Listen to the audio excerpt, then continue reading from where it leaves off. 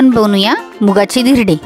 त्यासाठी लागणार आहे आपल्याला हिरवे मूग, पोहे, रवा, हिरवी मिरची, लसूण, अद्रक। सर्वात प्रथम आपण मूग मिक्सरमध्ये टाकून घेऊ आणि मग थोडीशी हिरवी मिरची, अद्रक आणि लसूण,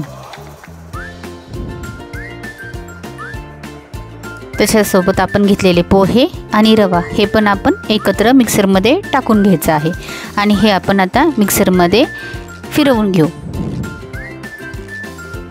त्याच्यामध्ये आपण 2 वाटी पाणी टाकूया ओलं होण्यापुरतं आणि परत एकदा मिक्सरमध्ये बारीक करू। आता त्याच्यामध्ये टाकू आपण चिली पावडर, टर्मरिक, चवीनुसार मीठ, हळद, जिरा पावडर आणि धने पावडर। आता हे आपण चांगलं मिक्स करून घेऊ, ठीक आहे। आणि थोडेसे पाणी परत त्याच्यामध्ये ॲड करू म्हणजे बॅटर एकसारखे होईल आपल्याला। आणि एकदा परत आपण त्याला मिक्सरमधनं फिरून घेऊ। बघा किती छान बॅटर झालेलं आहे। आता एका तव्यावर थोडंसं तेल, ते आपण पहिले तेल पसरवून त्याच्यावर 2 चमचे आपण बॅटर टाकून ते फिरवून घेऊ।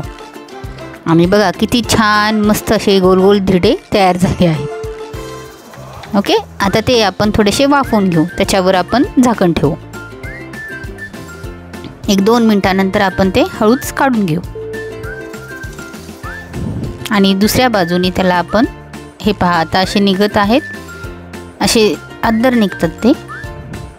आणि मग ते आपण थोडंसं तेल टाकून मागच्या साईडने पण थोडेसे भाजून घेऊ आणि हा आता आपला तयार झाला आहे धिरडे।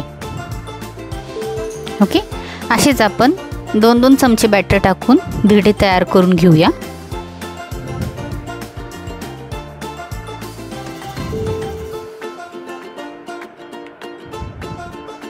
आता याच्यासोबत खायला आपण चटणी, दह्याची चटणी, तुम्हाला आवडेल ती चटणी तुम्ही यूज करू शकता, लोणचं किंवा चटणी। आपण इथे चटणी तयार केलेली आहे, तर धिरड्यासोबत ही चटणी पहा, नक्कीच तयार करून पहा आणि टेस्टी करा।